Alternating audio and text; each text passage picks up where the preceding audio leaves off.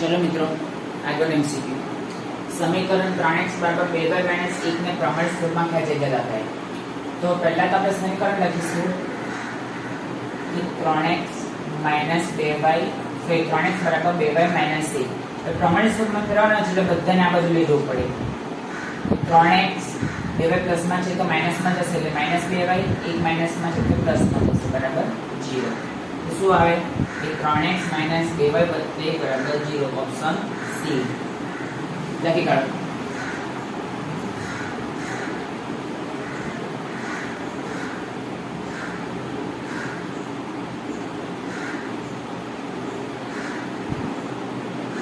चलो હવે આગળનો એમસીક્યુ સમીકરણ 3x - 2y + 5 બાબત 0 ને y સ્વરૂપમાં કઈ જગ્યાએ લખાય। ઓપ્શન એ y બરાબર 3x - 5/2, ઓપ્શન બી y બરાબર 3x + 5/2, ઓપ્શન સી y બરાબર 5 - 3x/2 અને ઓપ્શન ડી y બરાબર -5 - 3x/2। આપણે પહેલા સમીકરણ લખીશું કે 3x - 2y + 5 બરાબર 0 તો માટે 2y + 5 બરાબર -3x માટે -2y તો 5 પ્લસ માં છે તો કઈ લઈ જઈશ માઈનસ માં એટલે -3x - 5।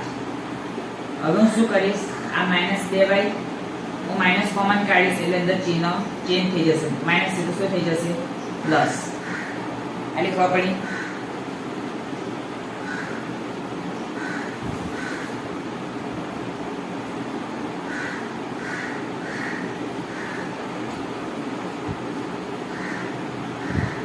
तो चलो तो બંને બાજુ માઈનસ માઈનસ નીકળી જાય તો 2y બરાબર શું આવે 3x + 5। તો હવે આપણે y શોધવાનું છે તો ઈઝીલી ખબર પડી જાય। બે ગુણાકારમાં તો કઈ જશે ભાગાકારમાં તો માટે y બરાબર 3x + 5/2 ઓપ્શન બી y બરાબર 3x + 5/2 લખી કાઢો।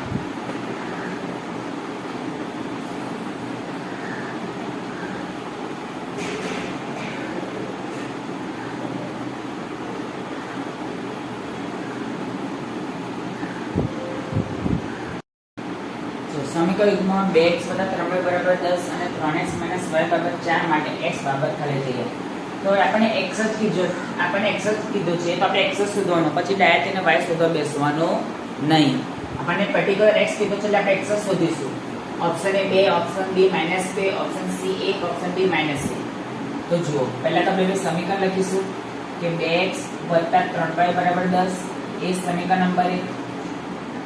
3x - y બરાબર 4 એ સમીકરણ નંબર 2। તો હવે જો હું y સમીકરણ કરીશ તો સમીકરણ 2 ને કેટલા વડે ગુણીશ 3 વડે તો લખીશ કે સમીકરણ 2 ને 3 વડે ગુણી સમીકરણ 1 અને 2 નો સરવાળો કરતા। કેમ સરવાળો કરતા કે હું સમીકરણ 2 ને 3 વડે ગુણીશ તો +3y -3y ઉડી જશે। 2x + 3y બરાબર 10 હવે સમીકરણ 2 ને 3 વડે ગુણવાના છે એટલે 3 × 9x -3y